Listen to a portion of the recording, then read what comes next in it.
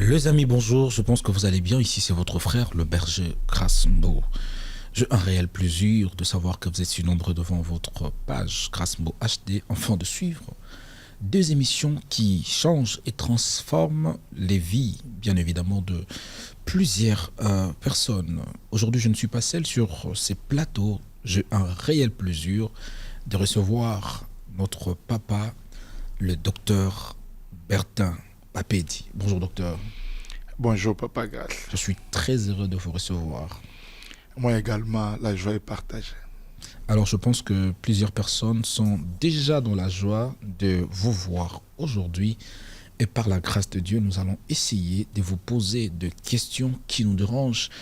Nous voulons que le Seigneur vous utilise puissamment afin de bénir la vie de plusieurs personnes, docteur. J'ai dit Amen à votre prière. Amen. Une petite présentation du docteur. Nous voulons connaître un peu qui est le docteur Bapedi Bertin. Le docteur Daniel Bertin Bapedi est congolais, père d'une famille, d'une grande famille, responsable et représentant légal de la grande communauté Mission chrétienne Reine de Dieu. Je suis le promoteur et le formateur principal dans notre institut international Wisdom Center for Leaderships. Le docteur Bertin, c'est un conférencier, c'est un coach, c'est un écrivain, c'est un grand lecteur. Et puis j'ai fait quelques petites études dans la vie qui m'aident un peu à être équilibré. Voilà. Alors, comme j'étais en train de dire, nous serons fortement bénis par la présence du docteur Bertin. Docteur Bertin, j'aurais beaucoup de questions à vous poser. Permettez-moi de ne pas être sur un sujet.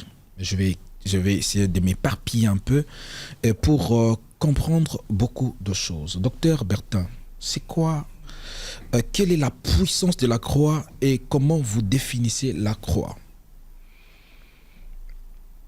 Merci beaucoup, Papa Grace, pour cette question. La croix du calvaire est la prise de définition de Dieu. Hmm. C'est l'ensemble de toute la sagesse et l'intelligence de Dieu.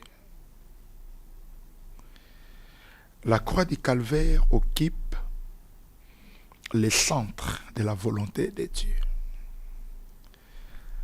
La croix du calvaire est l'une des bases de l'évangile, parce que l'évangile a deux socles. La croix par la mort de Jésus et la résurrection. La croix, c'est le centre de la parole, parce que quand vous lisez la Bible, vous allez vous rendre compte, comme si vous êtes en train de gravir une montagne, dont le sommet est la croix. Et quand vous montez cette montagne-là, vous ne verrez ni porte d'or, ni ange en train de se réjouir. Mais quand vous atteignez le sommet, le paroxysme de l'histoire, de la Bible, de la sagesse de Dieu, vous allez voir des bois, quelques clous romains rouillés, un homme de 33 ans, ensanglanté presque nu. Et quand tu te demandes, j'ai fait toute cette marche pour voir ça. Et le Seigneur te dira oui. C'est l'ensemble de toute ma sagesse et de toute mon intelligence. Parce qu'en dehors de la croix, de la mort et de la résurrection de Jésus, Dieu n'avait aucune autre possibilité pour sauver l'humanité. La croix du calvaire rappelle le plus grand crime de l'histoire.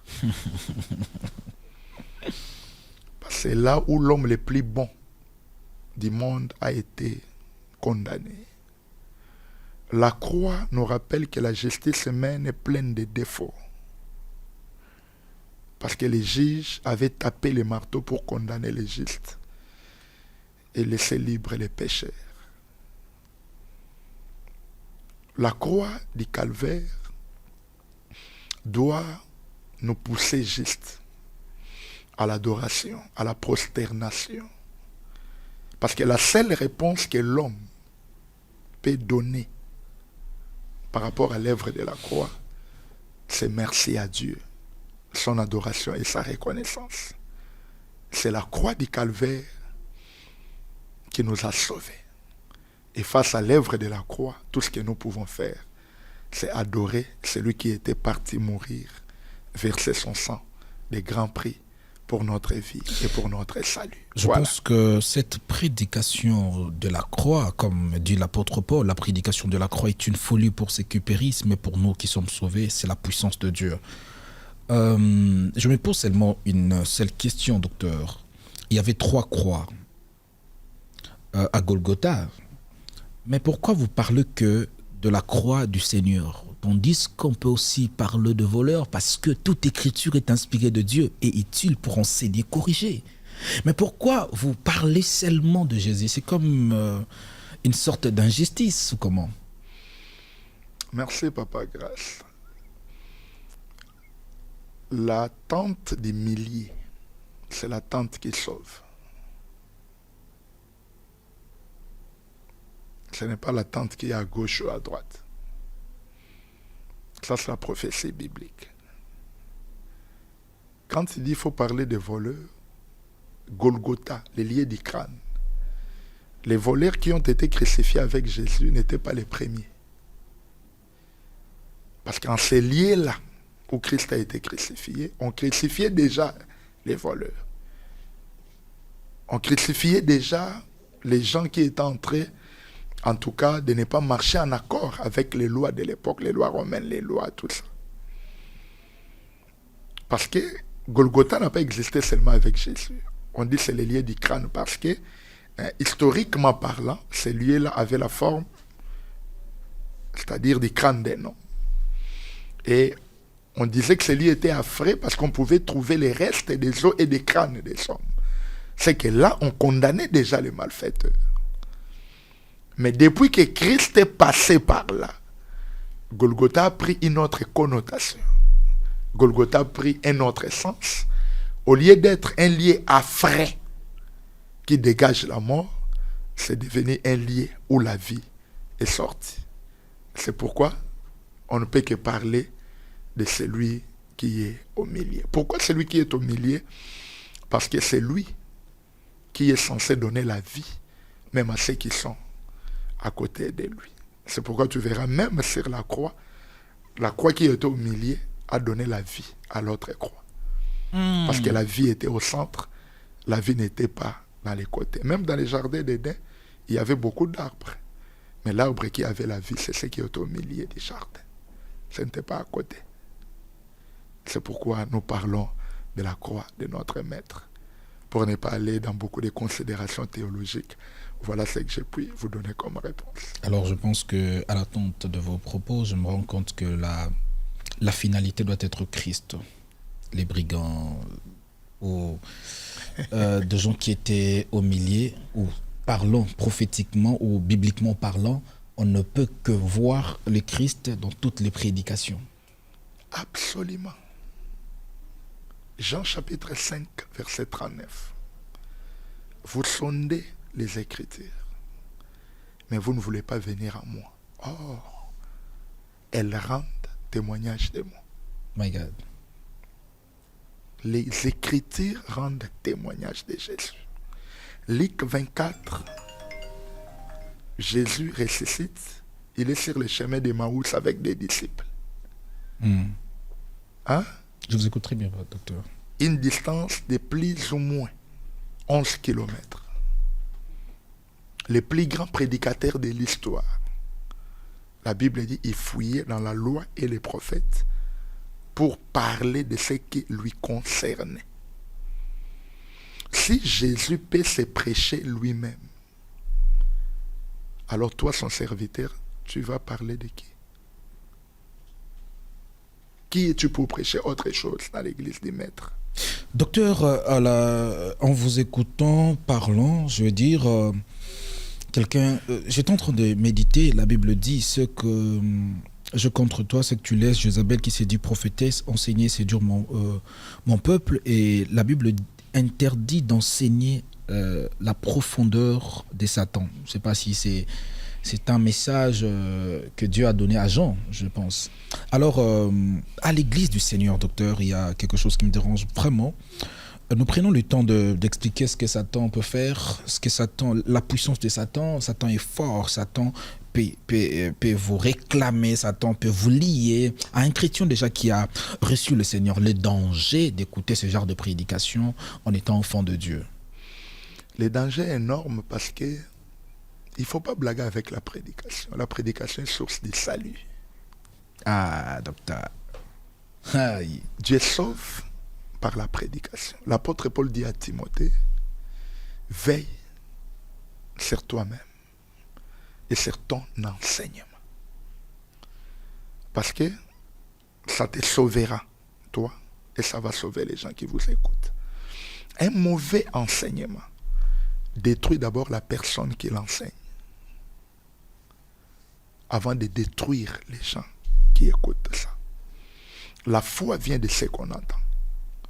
Et ce qu'on entend doit venir de la parole de Christ. Les enfants de Dieu mangent par l'oreille. Job chapitre 12, verset 11. Tu ne peux pas avoir une bonne santé si votre alimentation n'est pas équilibrée.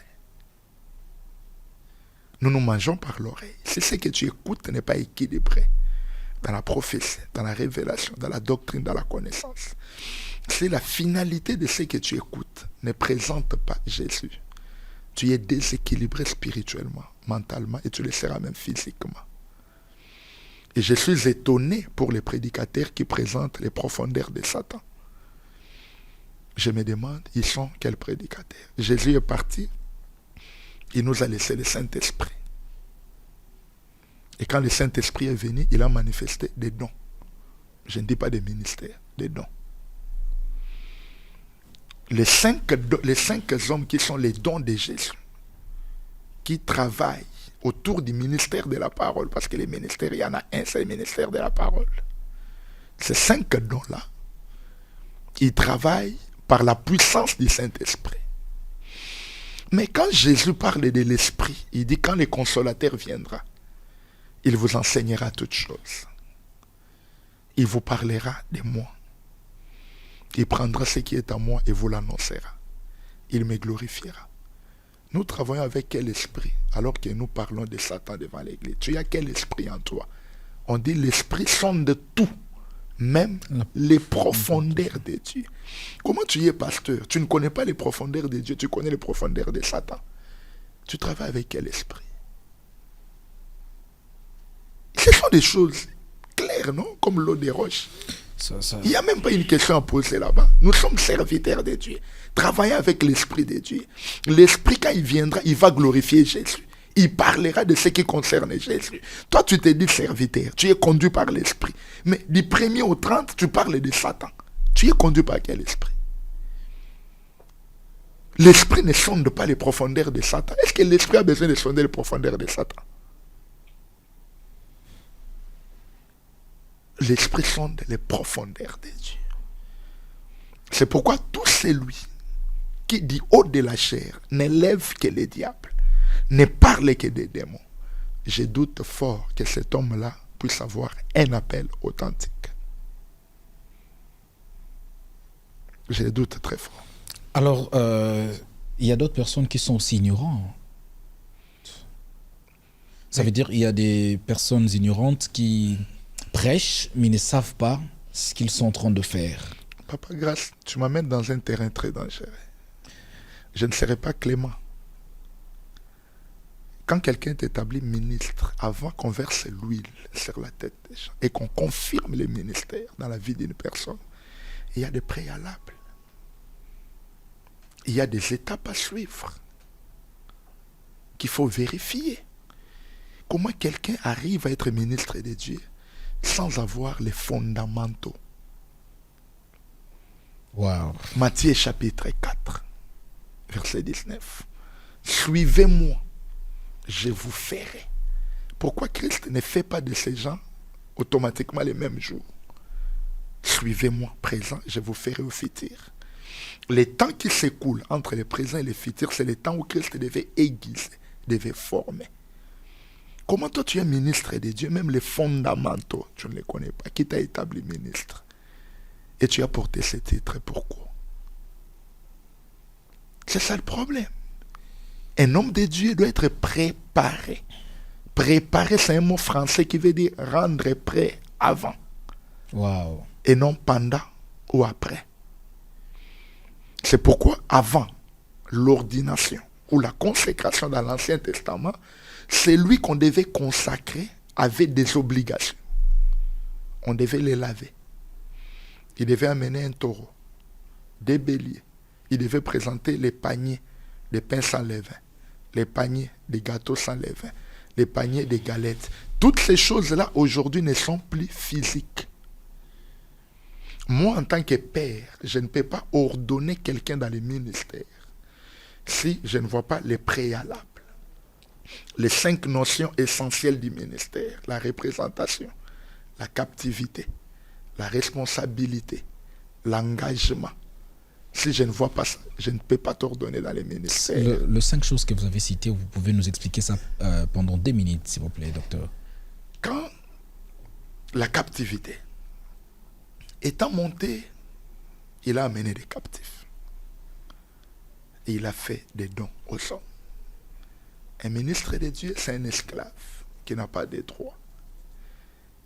C'est quelqu'un qui a été castré et qui n'a pas la sémence pour donner à la femme du maître. Wow. Il ne communique que ce que le maître lui dit de communiquer. La deuxième chose, la deuxième pensée, la représentation. La représentation, oui. La représentation, c'est ce qui fait de nous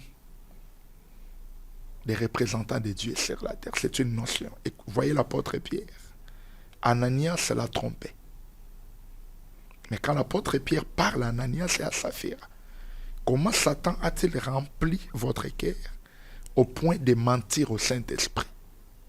Est-ce qu'Ananias, quand il mentait, il était en train de mentir à Pierre, il voyait le Saint-Esprit? C'est la notion de la représentation. Nous représentons Dieu sur la terre. Très bien. Et nous devons porter cette charge-là. Quand quelqu'un n'est pas encore conscient qu'il représente Dieu sur la terre, l'ordonner dans les ministères, c'est une erreur. La troisième notion, c'est la responsabilité. Quand Abraham dit à son serviteur le plus ancien, va prendre une femme pour mon fils, il lui fait jurer en mettant la main sur la cuisse de son, sur les cuisses de son maître. Pour dire, tu ne feras que ma volonté. Et cette responsabilité, c'est nous qui la portons. Tu prendras une femme et tu l'amèneras. Aujourd'hui, le Saint-Esprit traverse une nuit avec la femme du maître. Mais il fait ce travail au travers de nous. Docteur. L'Église que nous sommes en train de diriger ne nous appartient pas. Et quand le Seigneur reviendra, il va demander les comptes des âmes à nous. C'est pourquoi tout ministre de Dieu doit savoir qu'il est responsable des âmes qu'il encadre. Et en n'importe, il n'y aura pas un moment où Dieu, quand il reviendra, il va demander les comptes des âmes aux responsables de la musique. Il les demandera à celui qui porte les dons ministériels, à celui qui l'a établi. Quand il a sauvé cet homme qu'on appelle, qui a été tabassé par les brigands, en cours de route, vous connaissez l'histoire du bon Samaritain. Il a laissé cet homme à l'hôtellerie, qui aujourd'hui, je peux dire, c'est l'image de l'Église. Il donne à l'hôte de l'hôtellerie des deniers, la parole et l'esprit, les dons et les fruits, la connaissance et la puissance. Prends soin de cet homme. Je pars et je reviendrai. Ce que tu dépenseras de plus, je te le payerai. Celui qui prend soin, c'est l'hôte. C'est pourquoi là, on parle de la responsabilité. La quatrième notion, rapidement. Je parlais de quoi? La captivité. La captivité, la responsabilité. La responsabilité. Je parlais de l'engagement. Parlons de l'engagement. Le ministère est un engagement qu'on appelle un chemin de non-retour. Un engagement. Un engagement qu'on appelle un chemin de de non-retour. non-retour. Parce que tu t'engages pour servir les maîtres et tu sais qu'est-ce qui t'attend. Qu'est-ce qui t'attend? Tu sais ce que tu vas porter. Et dans cet engagement, on te dit, non seulement ton enseignement sera l'autel, mais parfois c'est ta vie qui va être placée sur cet autel. Parce que tu es engagé à servir les maîtres. Merci. Et prochainement, nous allons entrer en profondeur dans ça. J'allais dire parce que pour finir, parce que tu m'as dit de pouvoir expliciter toutes ces notions. Très bien. Donc avant de pouvoir ordonner quelqu'un dans les ministères, il y a des choses qu'on vérifie. Les fardeaux des âmes. Est-ce que cet homme a été lavé par rapport à la croix, par rapport à la marche, par rapport au caractère? Est-ce qu'il a des fondamentaux? Il est capable de répéter l'enseignement de son père? Est-ce qu'il est capable de rester dans la saine doctrine? Toutes ces choses-là, c'est les pères qui regardent. C'est après avoir regardé les fils qu'il va donner les noms. Il dit, celui-là, il est évangéliste, il est apôtre, il est prophète, il est docteur. Donc, quand quelqu'un vient dans les ministères, il ne peut pas avoir des esquisses. Donc, c'est quelqu'un qui a été préparé avant de venir faire le travail. C'est pourquoi quand tu me dis, il est ignorant, il parle de Satan, je me dis, il vient de quelle école?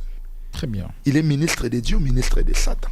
Nous sommes ministres pour présenter l'évangile. L'évangile ne concerne pas un homme.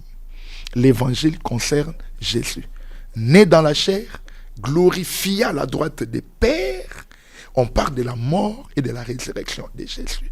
Si quelqu'un n'est pas capable, en ouvrant sa Bible, et de ne pas voir Jésus, j'aimerais qu'il ferme sa bouche et qu'il ne parle pas.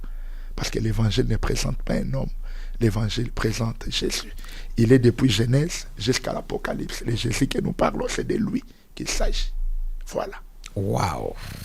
Docteur, j'ai une question. La Bible dit dans 1 Corinthiens chapitre 14, le verset 6, l'apôtre Paul dit ceci: « Et maintenant, frères, de quelle utilité vous serais-je si je venais à vous parlant en langue, et si je ne vous parlais pas par révélation ou par connaissance ou par prophétie ou par doctrine ?» Les 4 langages. Qu'est-ce que vous entendez parler par ces 4 langages? Révélation, prophétie, doctrine, ainsi que connaissance. Papa Grâce, merci pour cette question. Avant de répondre à cette question, j'aimerais dire que je suis théologien de formation. J'ai étudié dans l'Université des Assemblées de Dieu, où je détiens un diplôme de master. Waouh! Félicitations, docteur. Merci. Mais la théologie n'est pas contre le langage biblique, comme plusieurs le pensent.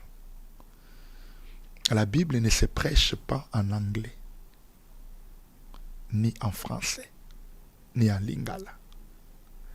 La Bible se prêche dans ces langages. Paul, qui est l'apôtre des nations, dit, quand tu viens devant les gens, quand tu te présentes à eux et que tu parles, il faut employer ces 4 manières de parler. Ces 4 manières, si vous rentrez dans l'Ancien Testament, vous verrez qu'il y avait déjà des bases. Parce que depuis Genèse, il y avait un fleuve, mais ça s'est divisé en 4 bras pour arroser les jardins. C'est les jardins aujourd'hui et la représentation de l'Église. Vous comprenez? Les fleuves, c'est l'évangile, c'est la parole. La parole, il y en a une. L'évangile, il y a seulement un seul évangile. Mais pour que ça arrose l'Église, il faut que ça passe par les 4 manières. C'est pourquoi tu verras Christ, les récits de Jésus, a été présenté par 4 évangélistes. Waouh! Vous comprenez? Les 4 là reviennent partout dans la parole de Dieu. Les rideaux du tabernacle avaient 4 couleurs. Quand Christ vient sur la terre, on l'a appelé par 4 appellations de fils. Fils de l'homme, fils de David, fils d'Abraham, fils de Dieu. Waouh! Ça revient partout. Jacob, qui a formé les 12, il devait parcourir les 4 femmes dans 5 mouvements. Léa et Rachel, accompagnées des deux Des servantes. servantes. 4. Je parle des 4 langages. La prophétie, la révélation, la doctrine et la connaissance. La prophétie, c'est un langage exigeant. Parce que dans la prophétie, il y a deux éléments importants qu'il faut retenir. Le temps et l'espace. Parler dans la prophétie, c'est prendre l'écriture qui a été révélée et les placer dans les temps et l'espace bien déterminés. En ce qui concerne l'espace, nous avons 3 espaces prophétiques. Il n'y en a pas 4. Il n'y en a que 3. Je suis dans la Bible. Il y a Israël, qui est l'espace prophétique. Il y a l'Église. Israël, c'est le peuple terrestre de Dieu. L'Église, le peuple céleste de Dieu. Et puis il y a les nations.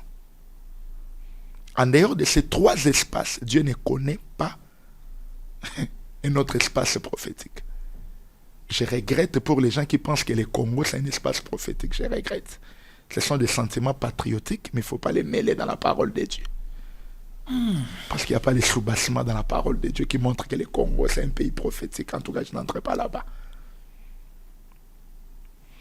Israël, le premier espace prophétique, l'Église, et puis il y a les nations. C'est pourquoi quand le Seigneur reviendra, il apportera la glorification à son Église, la restauration à son peuple et le jugement aux nations. Chaque espace a sa récompense. Très bien. C'est pourquoi quand tu fais partie des nations, le temps est là où tu dois inviter Jésus dans ta vie et que tu adhères à l'Église. Dieu ne connaît pas un pays. Dieu travaille avec les 2 peuples, l'Église et l'Israël. Mais il ne travaille pas avec ces 2 peuples simultanément. Non. Il travaille avec eux tour à tour. Quand Israël était là, l'Église était cachée. Quand l'Église a été manifestée, Israël est tombé dans l'endurcissement.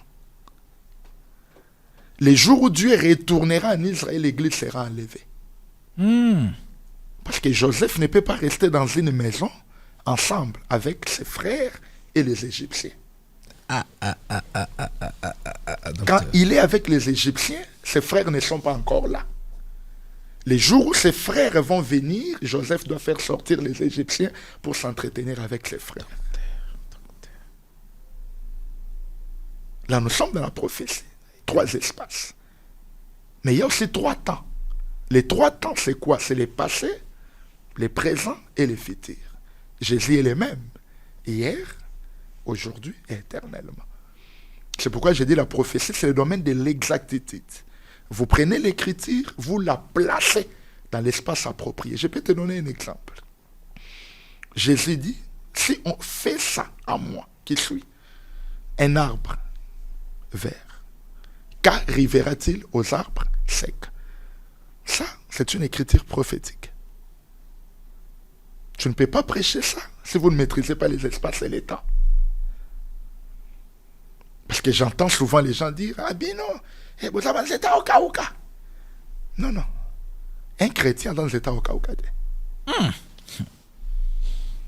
J'ai envie de vous écouter. Je n'ai même pas envie de vous poser des questions. J'avance. Docteur, Un chrétien dans l'état au Kauka.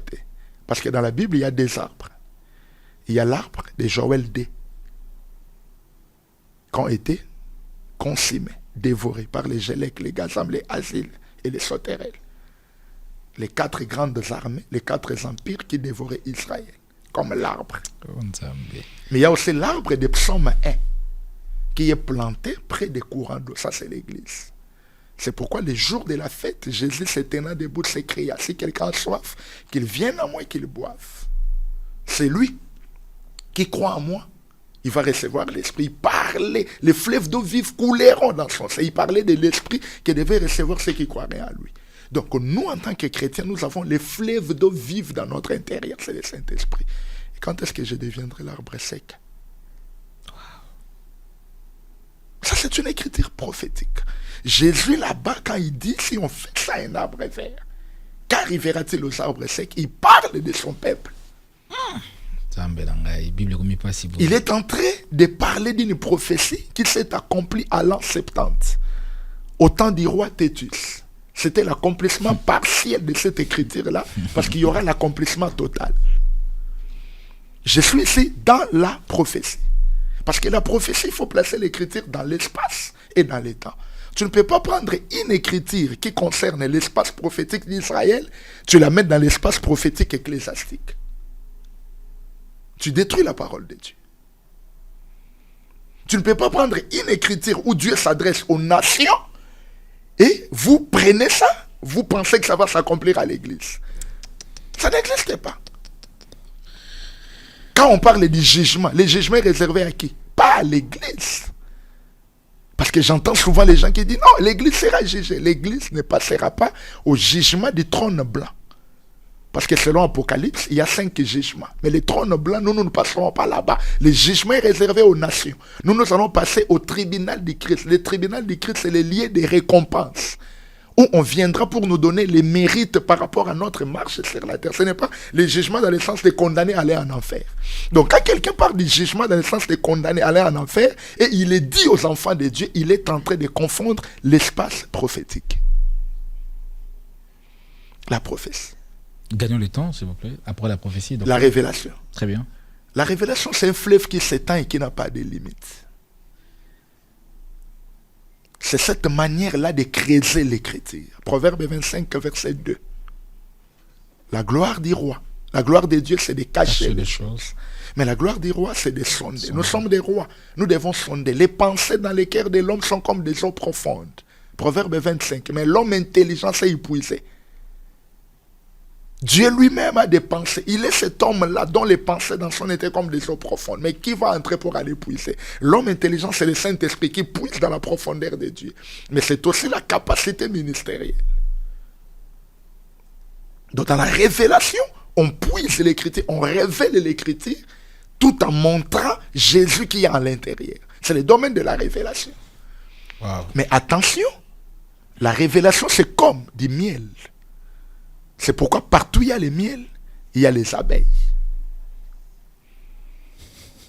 C'est pour te garder en fait. Parce qu'avec la révélation, tu peux te perdre. C'est comme un fleuve. C'est pourquoi le fleuve a toujours des bordures pour que ça ne déborde pas. Quand vous parlez de bordure, vous faites allusion à quoi? Je parle là de la doctrine, je parle des Écritures. Parce que la révélation doit être confirmée par les Écritures. Amen. Il y a un homme qui a chanté en disant la révélation est plus forte que les Écritures. Quelqu'un a chanté ça. Je ne cite pas son nom. La révélation est plus forte que les Écritures. Quand quelqu'un dit ça, j'ai dit, il tombe dans les panneaux. Parce que la révélation ne peut pas être plus forte que les Écritures. L'avion ne peut pas être plus forte que l'aéroport. Parce qu'avant que l'avion ne décolle, il va commencer par les tarmacs. Et puis il va revenir dans les tarmacs. La révélation sort des Écritures et la révélation est confirmée par les Écritures. Donc ça ne peut pas être plus forte que les Écritures. C'est le domaine de la révélation. Ézéchiel doit valer. C'est pourquoi dans chaque révélation, moi je ne peux pas t'interdire, papa gras. Tu peux me dire, tu viens te dire, les micros ici c'est Jésus. Je ne peux pas t'interdire, c'est la révélation. Mais je vais te demander quelles sont les bases que tu me montres dans la parole de Dieu qui prouve que le micro c'est Jésus. Et tu ne peux pas accuser l'ancien si tu n'as pas la déposition des 2 ou des 3 témoins. Or, les plus anciens de nous tous, c'est l'écriture, la parole. Quand je viens du haut de la chair, j'accuse l'ancien. J'ai dit, cette parole veut dire ça, c'est une accusation. Alors, il faut que je présente les témoins qui confirment ce que moi je suis en train de dire. En dehors de la révélation, nous avons ce qu'on appelle la connaissance. Le langage de la connaissance confirme l'écriture en tant que science. C'est pourquoi la Bible dit, à votre foi, ajoutez quoi? La connaissance. La connaissance. La connaissance dont on parle là, ce n'est pas aller faire les droits à l'iniquité. Parce que la Bible déclare, Jésus-Christ est celui en qui repose toutes les sciences de Dieu. Donc dans ce texte-là, on demande aux enfants de Dieu d'aller dans les profondeurs de Jésus, de les connaître dans la longueur, Dans la Dans profondeur. la de largeur, la largeur. profondeur et dans la hauteur. Et puis enfin, il y a ce qu'on appelle la doctrine. Je peux vous dire, par exemple, c'est à partir, par exemple, du langage de la connaissance qu'on peut puiser dans l'étymologie. C'est à partir de la connaissance qu'on prouve la parole de Dieu dans sa nature de la science. C'est à partir du langage de la connaissance qu'on peut prouver même que Jésus est Dieu avec des termes grammaticaux. Ça, c'est la connaissance. Et puis, il y a le langage de la doctrine. La doctrine, c'est l'actualisation. C'est la marche, en fait. C'est quand l'écriture entre dans les cœurs. C'est quand l'écriture est pratiquée. Le langage de la doctrine, c'est ce qu'on appelle dans notre terme le langage évangélique.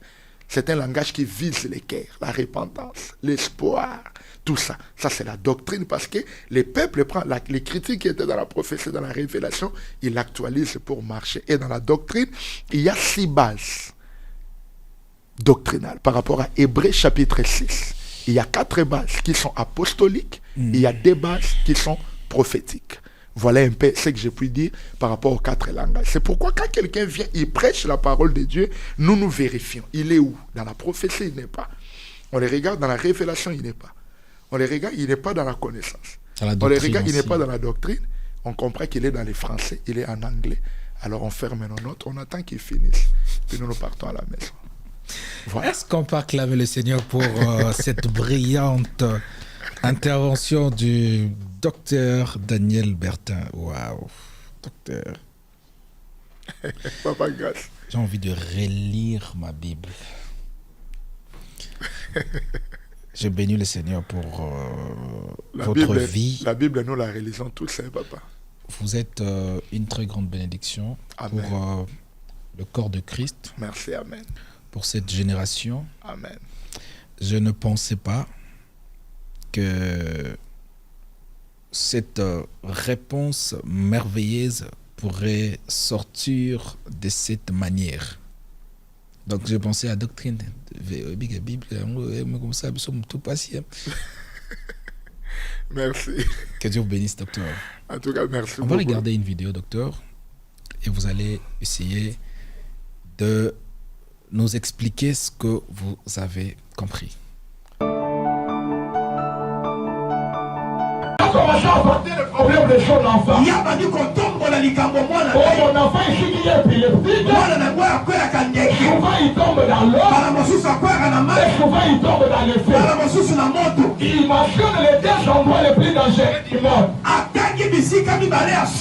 Les 2 endroits les plus dangereux. Le feu et l'eau. Mais il oubliait une chose. Avant que Jésus vienne de rencontrer ce papa-là, il revenait de la montagne de transfiguration. C'est le terme de ce soir. Et pendant qu'il était en train de prier, Élie et Moïse se sont apparus. Et par après ils ont disparu. Mais où est parti Élie? Où est parti Moïse? Ils étaient engloutis dans le Fils. Parce que le témoignage devait engloutir la loi et le prophète. Donc Jésus marchait avec Élie et Moïse dans son intérieur. Et là, il rencontre un enfant qui tombe dans l'eau. Il rencontre un enfant qui tombe dans le feu. Et le papa croit que son problème est difficile. Oh, Jésus s'est moqué. Parce que comme tu parles de l'eau, dans mon intérieur, j'ai le prophète qui joue avec l'eau. Parce que Moïse joue avec l'eau. Il peut le frapper, ça se divise. Il peut le frapper, ça devient le sang. Et dans son intérieur, Jésus avait aussi Élie.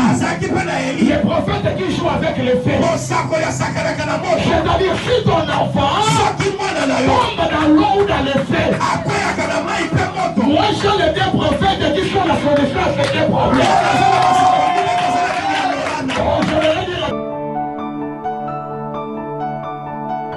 Très bien, docteur. Vous avez compris la vidéo?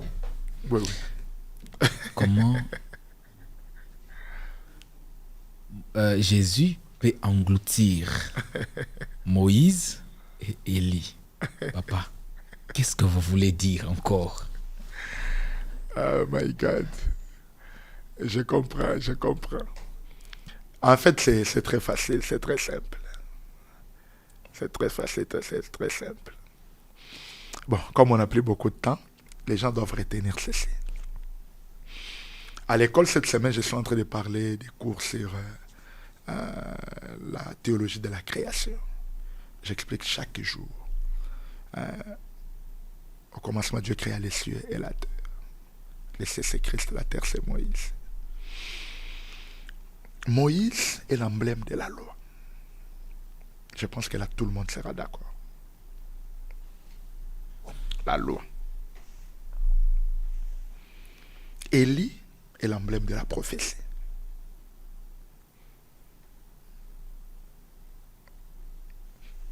Là, il n'y a pas un problème. La loi et les prophètes ont parlé de qui? De Jésus. Là, tout le monde est d'accord. Luc 24. La loi et les prophètes ont rendu témoignage de Jésus. C'est pourquoi Christ représente la réalité ou les témoignages. Quand il y a quelque chose qui est l'image d'une autre, les types d'une autre, quand la réalisation, l'accomplissement arrive, l'accomplissement devient l'antitype. Donc ça absorbe les types. On ne peut plus voir les types là où il y a l'antitype. Je donne un exemple. L'huile était le symbole familier du Saint-Esprit. Dans toute la période de l'Ancienne Alliance, non seulement le symbole familier de l'Esprit, il y avait encore beaucoup d'éléments qu'on pouvait voir dans l'huile. La richesse, beaucoup de choses. Mais quand le Saint-Esprit est descendu, le Saint-Esprit est devenu l'antitype de l'huile. Donc le Saint-Esprit engloutit tous les autres types. C'est pourquoi quand Jésus est manifesté, il est la réalité qui doit engloutir tous les ombres. Papa, grâce à 12 heures juste, si tu te mets sous le soleil, tu ne verras aucune ombre de votre corps. Tous les ombres viennent rentrer dans le corps à 12 heures. Ce qu'on avait vu dans la transfiguration, c'était une image de ce qui devait être fait à Golgotha. Jésus lui-même apparaît, Jésus lui-même se manifeste, et la loi et les prophètes ne peuvent que laisser la place. Parce que la loi parlait de Jésus, Moïse. Les prophètes parlaient de Jésus, Élie. Maintenant, Jésus lui-même est là. Ils doivent partir où? C'est l'image de l'ombre qui montre que quand il est déjà 12 heures, en tout cas les ombres doivent être renfermées dans les corps. Ça doit retourner dans les corps. Que ça ne puisse pas blesser. Ouais. Bon, les habitués de la parole, des eaux profondes, connaissent ce que je suis en train de dire. C'est dans ce sens-là. Donc, quand il y a l'accomplissement engloutit ce qu'il est représenté. Cela veut dire on ne peut plus voir ça. C'est pourquoi aujourd'hui dans l'église du Seigneur, on ne peut plus voir ni Moïse, ni Élie. Ah oui, Ils ne sont plus. Je te donne une autre image pour que tu comprennes, papa, grâce. Nous sommes dans l'arche. L'arche avait combien d'éléments? 3. La manne qui était tombée dans le désert, les bâtons d'Aaron qui avaient fleuri, et puis les 2 tables de la loi. C'est ça, non? Je vous écoute, docteur. Mais les jours où on a introduit l'arche dans les temples de Salomon, je suis dans 1 Chronique 5. À l'intérieur de l'arche, la manne n'y était plus, les bâtons n'y étaient plus. C'était parti où? Parce que la manne représente la loi, les bâtons de Moïse représentent les prophètes. Les bâtons d'Aaron représentent les prophètes. Ce qui devait rester, c'est les 2 tables de la loi, qui est la représentation de l'amour. Quand on parle de l'amour, on voit Jésus. Donc, ce qu'il faut comprendre, à partir de cette vidéo, j'ai dit, je répète, je suis dans la parole. Je suis dans l'écriture. Ce n'est pas pour rien, parce que les gens disent, comment Dieu peut avaler, comment Dieu... Je demande aux gens, est-ce que c'est par hasard que les 3 spécialistes des 40 jours se retrouvent? Moïse est spécialiste des 40 jours, Élie 40, Jésus 40. Si vous regardez la mission de Moïse, c'était de libérer le peuple de l'esclavage de Pharaon. Si vous regardez la mission d'Élie, c'était de manifester le vrai Dieu au milieu de l'idolâtrie. Et qu'est-ce que Christ était venu faire?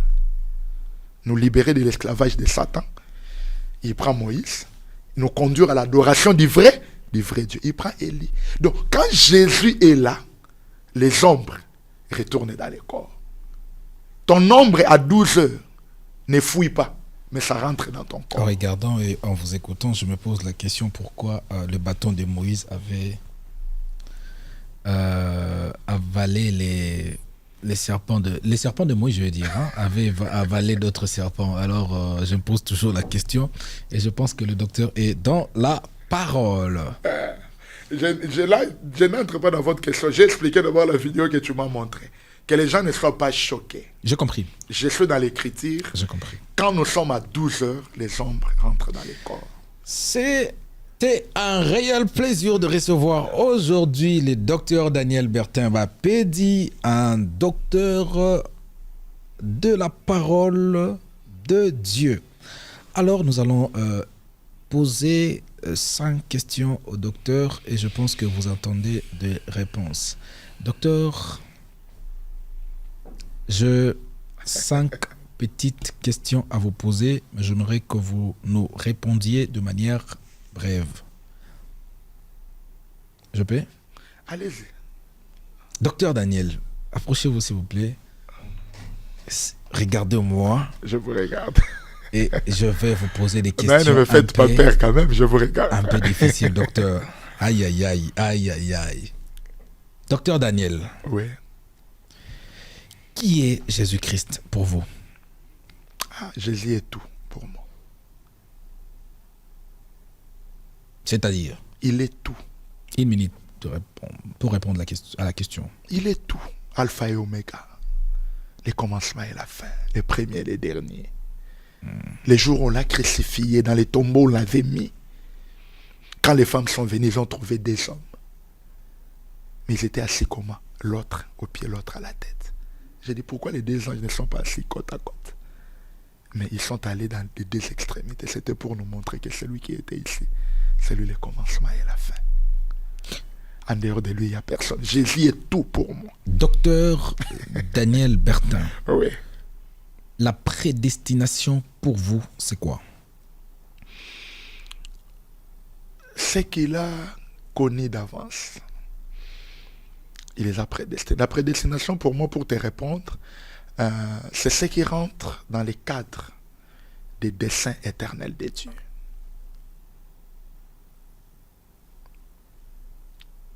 Dieu a prédestiné les gens.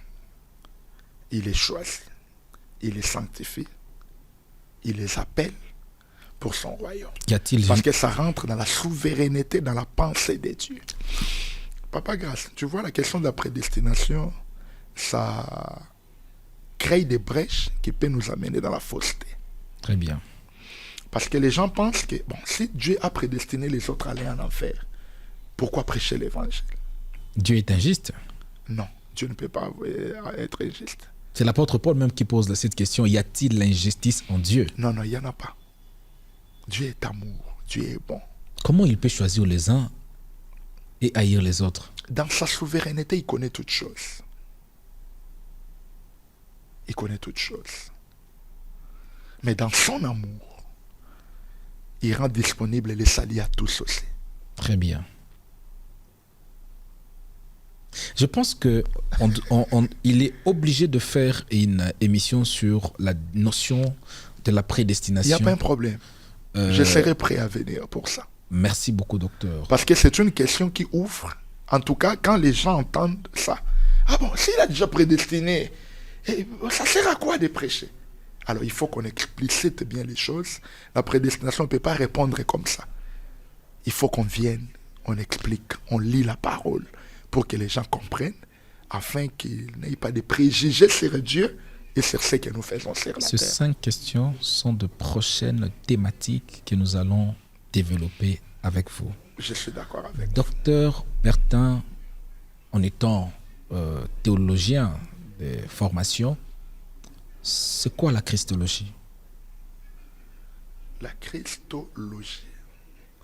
La christologie, en fait, c'est la science qui étudie Christ. Y a-t-il une différence entre christologie et christocentrique? Christocentrique, c'est l'approche où on place Christ au milieu, au centre de toutes choses. Mais la christologie, c'est la science qui étudie Christ. Mais quand on dit christocentrique, donc Christ doit être au milieu. Le Sittin Leben, voilà les termes théologiques. Il doit être le Sittin Leben des Écritures. Dans les centres, les points focaux. C'est pourquoi là je dis encore, quand quelqu'un lit la Bible, il ne voit pas Jésus. Il doit aller chercher les ophtalmologues. L'homilétique. Qu'est-ce que vous entendez parler par... L'homilétique, c'est l'art de prêcher. C'est la notion qui fait intervenir et Dieu et l'homme. Parce que la prédication est le produit de 2 facteurs. Il y a les facteurs divins et les facteurs humains. Dieu intervient en donnant l'inspiration, la révélation, mais c'est l'homme qui compose et qui présente. Quelqu'un m'a posé aussi une question, il a dit, Berger Grasse, est-ce que le docteur peut nous expliquer la zoologie biblique? J'ai dit, on aura un Zoom, on va programmer cela, et puis je pense que nous allons il y a à boire et à manger là-bas. L'affiche. Alors, vous pouvez nous parler de la zoologie biblique pendant 1 minute. La zoologie biblique, c'est un cours où nous faisons ressortir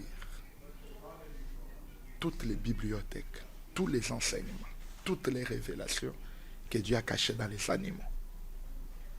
Parce que la nature enseigne. Romains 1:20. Quand vous regardez ce que Dieu a créé, vous allez voir 1. Les perfections invisibles. 2. La puissance éternelle. 3. La divinité. Dans ces animaux-là, ça existe. Et Salomon, comme un des grands prédicateurs, la Bible dit, nous sommes là 1 Roi 4.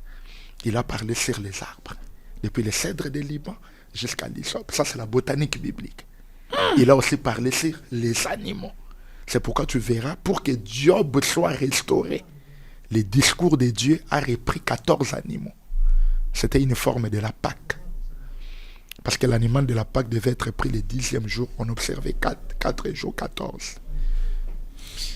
Est-ce que tu connais l'aigle, tu connais l'hirondelle, tu connais les crocodiles? Dieu enseigne par les animaux. Papa, grâce à la fin, qu'est-ce que Job a dit? J'ai entendu parler de toi. Maintenant, je t'ai vu. Job a vu Dieu où?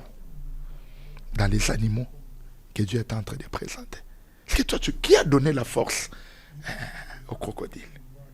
Tu sais qui a privé l'Autriche de l'intelligence? Et Job a vu Dieu. Waouh! Alors les amis, c'en est fini pour aujourd'hui. Nous étions bénis de recevoir ces brillants prédicateurs de l'évangile à la personne du docteur Daniel Bertin. Je pense que nous allons encore l'inviter et il sera disponible pour nous, docteur. En tout cas, je serai là. Très bien. Alors les amis, avant de vous laisser, je vous demanderai de suivre cette très belle vidéo du prophète Samuel Ben Rema, le prédicateur de l'évangile. Vous connaissez le prophète Samuel Ben Rema? Je l'aime beaucoup. Qu'est-ce que vous aimez chez lui? Il prêche l'évangile. Il prêche l'évangile. Il est dans l'évangile. Un jour, petit moi, il il y a prophète. À combien de commentaires? Prophète, toi, il y a l'évangile. Ma bonne écoute. En fait, nous ne travaillons pas pour les Mabonza. Wow. Si c'était pour ça, Prophète Ben Rema cherche toujours là où c'est ton Il est Jésus. dans l'évangile.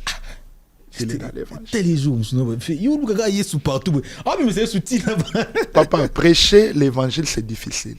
Waouh. Mais faire de la sociologie africaine, c'est facile. Waouh. Parce qu'il y a trop de professeurs de SOCAF aujourd'hui, Dieu de la chair. SOCAF, sociologie africaine, 4e des humanités. Regardez cette vidéo et vous serez fortement bénis. Merci beaucoup, que l'Éternel vous bénisse abondamment.